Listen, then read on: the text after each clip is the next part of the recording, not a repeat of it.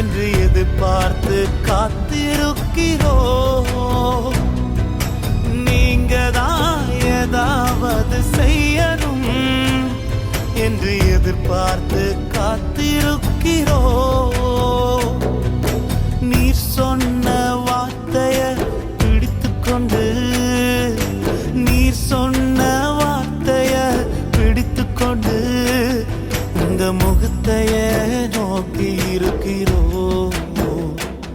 உங்க முகத்தைய நோக்கி இருக்கிறோம்.